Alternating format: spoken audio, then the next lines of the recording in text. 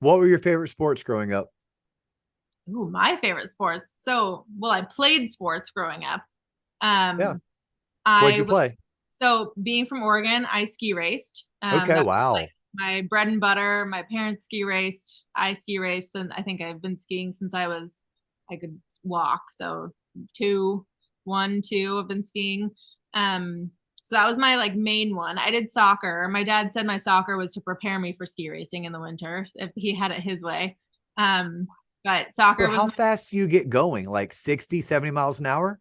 Oh yeah, if you're going downhill, like the on the downhill course, there's like Super G and then downhill that I did. And yeah, some of the when you're in high school, I think your body weight and momentum can really only get you going maybe like 45, 50, which is still very fast, especially when you're that small. But yeah, I mean, like these people that are like do it for club teams and stuff, they can get going 60, 65, 70 miles an hour. How many It's bones have you broken? wild. I tore my ACL. That's how I injured myself. I had multiple friends who have broken bones. I had one of my best friends did two it's called like a boot top fracture on both legs at the same time doing a downhill course. So it's definitely not for the faint of heart, but it's very fun. I love skiing. I'm not a racer anymore, but I love um skiing. And with my dad, his motto growing up for me was to turn is to admit defeat. That was like my dad's motto. And so that's what I grew up with is to turn is to admit defeat. So it was just straight down the hill. Wow. That is so I'm a Florida kid who learned how to snowboard without taking lessons by just going out west for 3 or 4 days at a time and renting my board and getting out there. I despise going downhill. Like I want to like carve up the entire run. I Yeah. get super impressed when I gain the courage to do one or two runs on a black diamond where you're like, oh, I don't touch it unless it's a double black or worse. You're like, oh no, we're gonna go off the back. We're gonna do nothing but bowls and Yeah, that deep powder skiing is definitely a different beast than downhill racing. I will have to say they're both okay. in and of itself both very different. And for the experienced skier, it takes very like two very different types of skis to do one or the other. So you want groomed runs. Yes. All right, very good. One. And you classify yourself as a skier. You're a downhill skier. Yeah, there was a period during high school where I wanted to rebel against my parents and I didn't want to ski anymore and I wanted to snowboard. And that lasted all of about 5 minutes because I fell so many times and I hurt my wrists and I was just like, I'm over it. This I'm sucks. So done. I went right back to skiing, which my dad was very pleased about. But my body doesn't do well going sideways on anything like wakeboarding, uh, Surfing, all of surfing, that. Okay. skateboarding. Like my body doesn't know what sideways means. I'm like I can water ski, I can snow ski. Like front is the way that my mind knows how to do. All right. Oh, good to know. So sorry I sidetracked your conversation asking you questions, but you said I could ask you anything. So I was like, oh, I wonder what sports Ashley played growing up. Yeah, absolutely. And then I pretty much tried everything else in between. Okay. Horses, tennis, What softball, horse is Western or English? Western. I'm not an English. Barrels or what were you doing? Barrels. Mm-hmm. I can turn some Yeah, barrels. for a while. Yeah, it was fun. Okay. For like how long? I rode horses. I actually owned three. I broke one of them, which is my little baby. Deacon was his name. He was the best. He, yeah, took me on some barrels for probably, I want to say 4 or 5 years. Okay, It was so you like competed at a really, pretty high level then. I mean, I was young. I competed enough. Yeah. I didn't like travel to compete or anything. Like it was just kind of in areas in Oregon. But yeah, it was really fun. Did you do anything else like penning, sorting, ranch work? Did you or just Ranch straight work. barrels? So my very first job ever actually was when I was 13. Probably wasn't even supposed to be a job, but I worked at the ranch in exchange for my riding lessons. And so she taught me. So like every day after school, I would get dropped off on the bus and I would go move pipe and feed horses and uh, like get the hay on the tractor and all of that stuff. And then at the end How of that, I cool. would get my riding lessons. So that was kind of How my cool. first experience at what a job meant. And then, yeah, it kind of morphed into multiple other jobs. But that was my very first job, but it's when I was like 13. Well, 13 you to can't 16. see it, but I have a plastic steer head and I have a calving rope hanging on my wall here in the office. There used to be a time when I'd get bored, I'd put on my headset, make calls, and then I would just throw ropes at the plastic calf head. Nice. Not that I was ever a roper, but at one point I was going to start team roping. That's like, hey, what are some things I've always wanted to do that I haven't had a chance to do? And I'm turning 40, and one of those was becoming a team roper. I made it as far as my daughter and I taking barrel racing or barrel lessons together, which was really Yeah. cool because when you're like a girl dad and your daughter doesn't want to do softball or any other sport that you know something about, and she wants to Mhm. dance, I'm like, well, I can drive you there, honey, and I can cheer you on and I can be at every competition, but I really can't participate in this a whole lot. Yeah. But we found driving to the barn every Sunday for 2 years was like one of the coolest experiences I got to have with her as a dad. Very nice. Now it's golf. Now she's taken up golf now that she's in high Love it. school. And I know enough about golf that I was like, oh, we can do something together. So she and I just went and did golf for the first time together. Very fun. Yeah, Oh, golf but is but we did barrels together. I was like the only dad out there on a Sunday morning. It was like me and five other like tweens or preteens, and I I love was it. just as excited as they were to be out there, though. It I was love fun. it. I All love it. right, enough about horses and Why are we downhill here? skiing. Ashley, why are we on this call today? Why Why are are we on this call today together? Yes, I love it. No, we are here. Well, one, I want to hear your wisdom. This is part of our Wisdom Wednesdays video series as part of Impact. And you have your Loan Officer podcast, which is fantastic. And I would love to know more about why you started that. I mean, Impact is a young professionals group, and I know the Loan Officer podcast has multiple episodes that are specifically for young professionals, how to grow your business, how to enhance your career. So I figured you would be the perfect person to kind of talk about what the Loan Officer podcast is, and we can start from there. All right, so I'll try to give you a shorter or shortened version of that answer. I unfortunately don't think I have a short answer. So we call it the Loan Officer Podcast because at my core, if I want to tell you who I was as a professional, I'm a mortgage loan originator.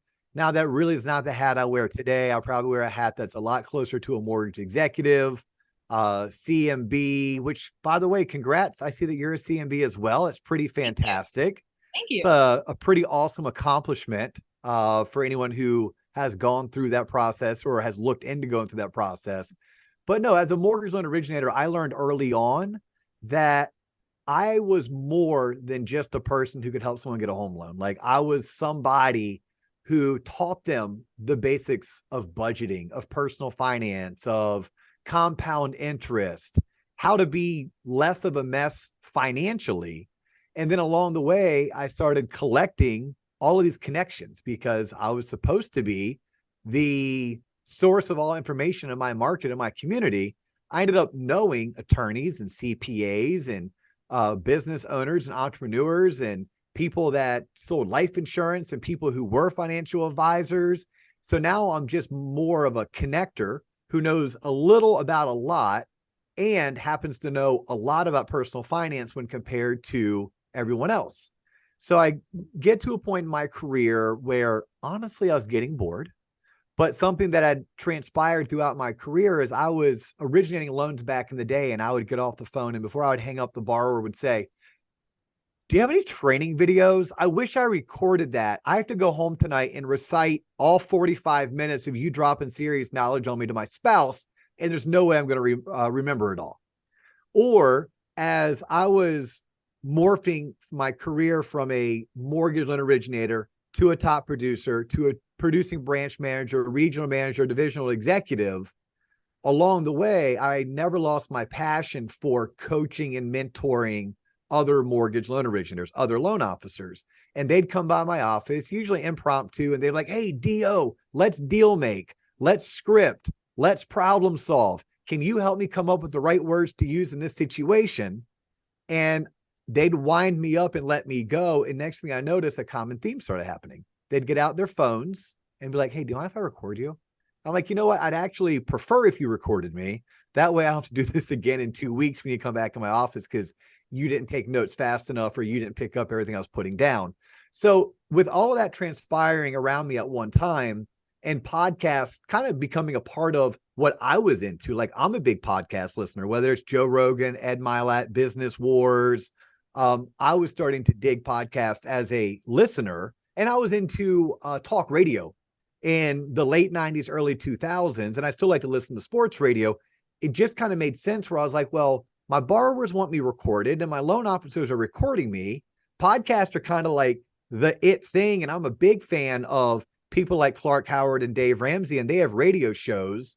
Like, why can't I be all encompassing? And why can't I do a podcast that serves my Dave Ramsey audience, but with a Joe Rogan feel that mortgage loan originators are going to get a lot of value from, the realtors that they partner with, as well as the borrowers they serve? Why couldn't we do a show? We'll call it the Loan Officer Podcast, but don't let the name fool you. This isn't just for loan officers. This to me is everything they should have taught us in school, but didn't. So now we're going to talk about it for 30 to 40 minutes a day, twice a week.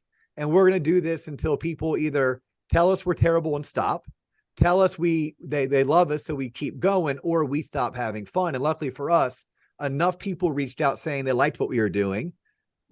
Very limited amounts of people told us to stop, and we're still having fun. So we're still doing it. My BHAG, my big, hairy, audacious goal, and I'm a big fan of putting it out in the universe in hopes that it happens. I would love nothing more but to do a 3-hour show 5 days a week where we had listeners calling in, a la old school talk radio, a la Dave Ramsey, Clark Howard. And I think there's going to be a spot for that. I think as those people get a little bit older in their careers, older in life, and they're less connected to the Gen Z, the millennial, it may give an opportunity for someone like me or someone with a similar voice to step in and kind of pass the torch, carry the torch, continue down this path of teaching financial responsibility, but do so maybe in a manner or a style that resonates more to that 18 to 35 or 18 to 49-year-old demographic, and less to the 49 to 65-year-old demographic. I love that. There's so much opportunity with podcasts. I'm also a big podcast person. I love Crime Junkie. Like that's my Okay. go-to. I'm also a new mom, and so like there's a lot of like new mom podcasts that I've gotten into that are really good. So yeah, I think podcast and kind of that morphs into a way people are learning these days.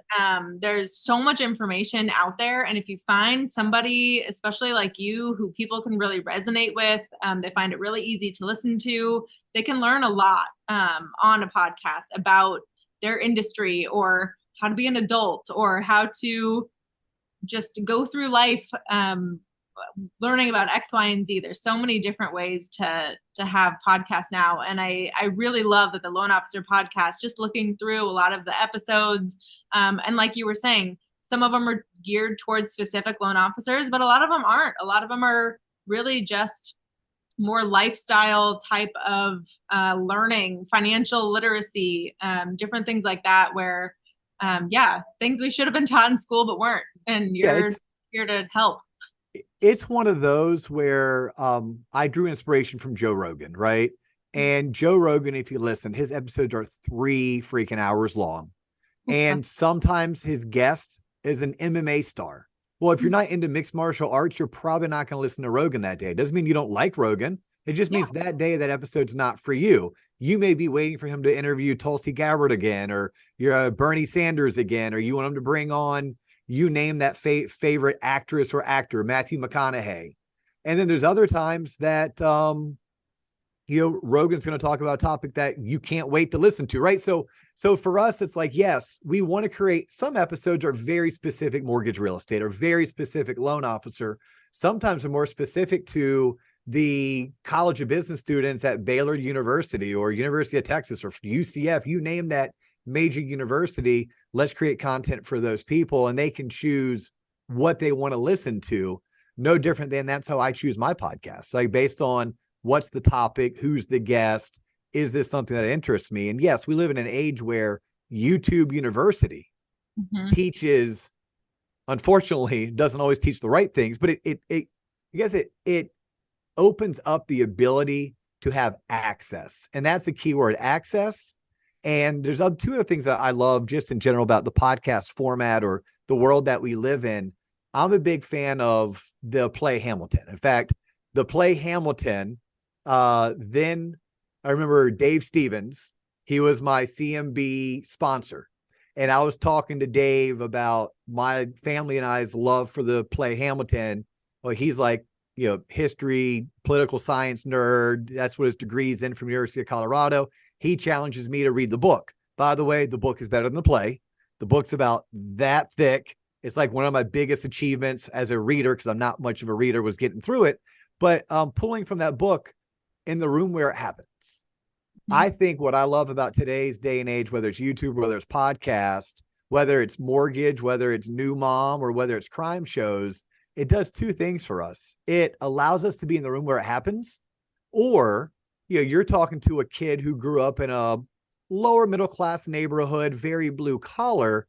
And so much of my young adolescence, young adulthood, I felt like I wasn't allowed into the cool kid club. I wasn't allowed to have a seat at the table. And I know how that made me feel. And I never wanted to allow anyone else to have that feeling.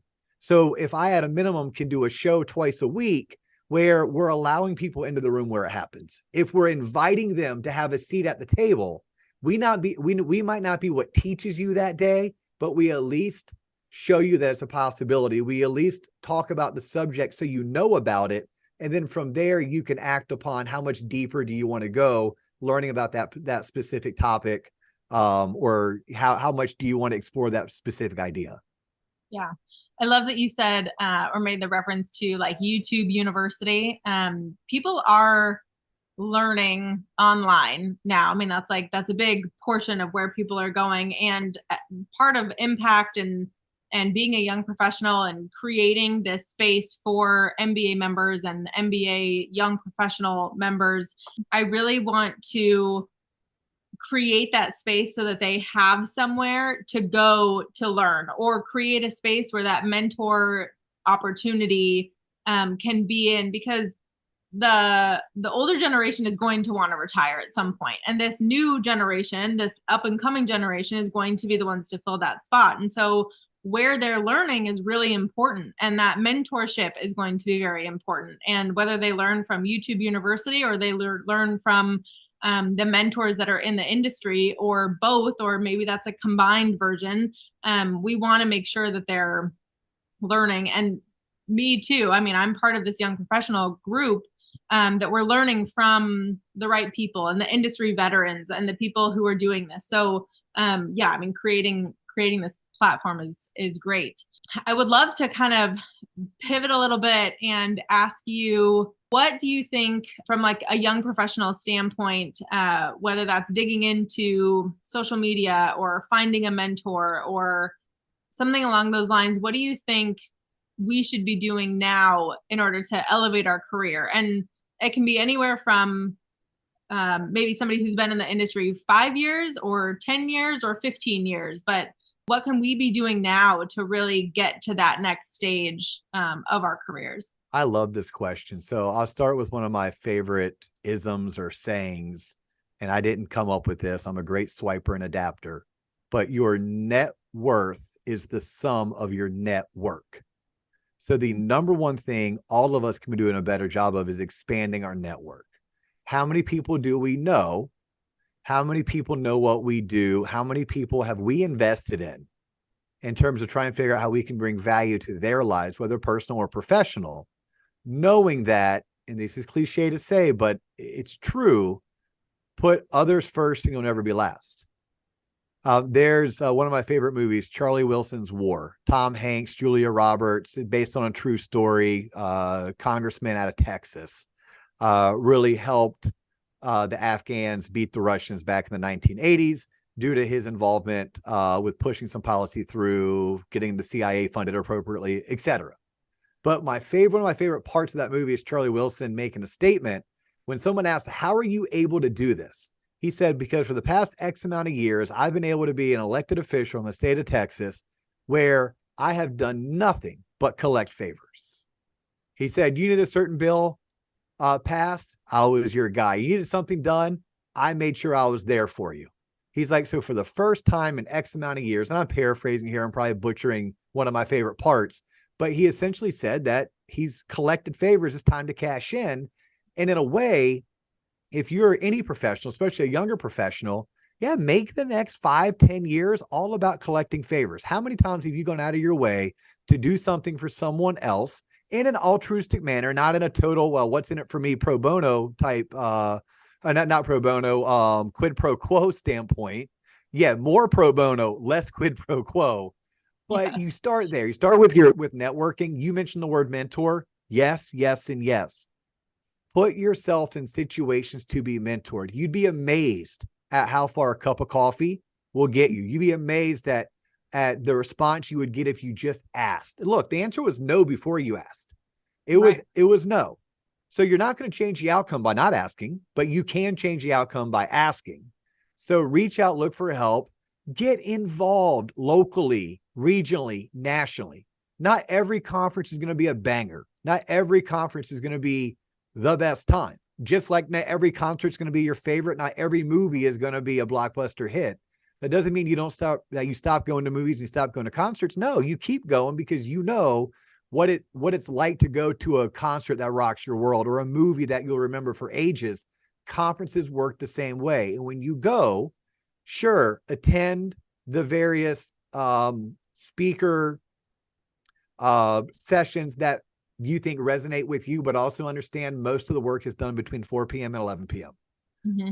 Responsible work, adult work, you need to remember the next day, but you also need to attend. You got to put yourself in situations where you can get to know other people. And then, yes, we live in the information age.